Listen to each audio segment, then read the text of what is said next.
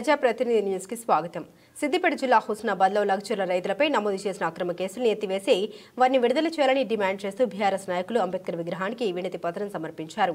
హైదరాబాద్లో పేదల ఇండ్లను కూల్చివేస్తూ లగ్జరీల సామాన్య గిరిజన రైతులపై అక్రమ కేసులు పెట్టి అరెస్టు చేయడం లాంటి దుర్మార్గపు పాలన రాష్ట్రంలో కాంగ్రెస్ పార్టీ కొనసాగిస్తోందని బీఆర్ఎస్ మాజీ జెడ్పీ చైర్మన్ తులా ఉమా విమర్శించారు. ఇచ్చిన హామీలను అమలు చేయమని ప్రశ్నించే వారిని కాంగ్రెస్ ప్రభుత్వం అణగదొక్కే ప్రయత్నం చేస్తోందని మండిపడ్డారు. ముఖ్యమంత్రి రేవంత్ రెడ్డికి పరిపాలన చేత కావడం లేదని, రాష్ట్ర ప్రజలందరూ కాంగ్రెస్ పార్టీకి అనవసరంగా ఓటు వేశామని బాధపడుతున్నారన్నారు. ఇప్పటికైనా రాష్ట్ర ప్రభుత్వం మంచి పరిపాలన కొనసాగించాలన్నారు.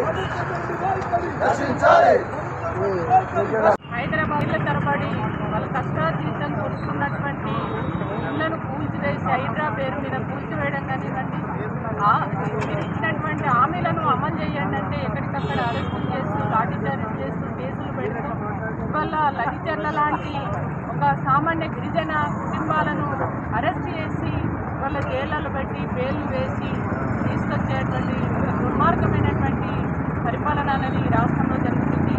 దాన్ని నిరసిస్తూ వాళ్ళ ప్రశ్నించే వాళ్ళను వాళ్ళ జైలు పంపించేటువంటి పద్ధతి ఏదైతే ఉందో దాన్ని నిరసిస్తూ వాళ్ళ బీఆర్ఎస్ పార్టీ రాష్ట్ర వ్యాప్తంగా కూడా దాన్ని ఖండిస్తూ ఉత్తమ్ అంబేద్కర్ రాజ్యాంగ నిర్మాత బిఆర్ అంబేద్కర్ గారి రాజ్యాంగం ఏదైతే ఉందో దానికి లోబడి పనిచేయవలసింది పోయి వాళ్ళ సామాన్య ప్రజల్ని వాళ్ళ కటకటాల వెనుక పంపిస్తున్నటువంటి రేవంత్ రెడ్డిని ప్రభుత్వాన్ని నిరసిస్తూ అంబేద్కర్ గారికి వాళ్ళ వినత పత్రాలు ఇస్తూ నిరసన తెలపడం జరుగుతుంది.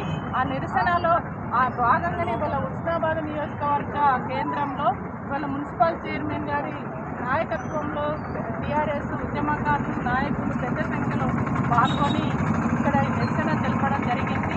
కాబట్టి అందులో భాగంగానే నేను ఈ కార్యక్రమంలో పాల్గొన్నాను.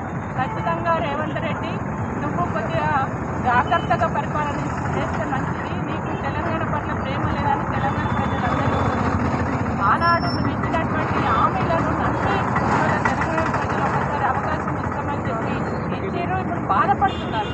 ఆనాడు ఓటేసినాం, మేము తెలివగా ఓటేసినాం, కయ్యల పడ్డం అనేటువంటి భావనతో తెలంగాణ ప్రాంత ప్రజలు ఉన్నారు. ఖచ్చితంగా ఒళ్ళు దగ్గర పెట్టుకొని ఈ పరిపాలన కొనసాగిస్తే మంచిదని చెప్పేసి హెచ్చరిస్తారు.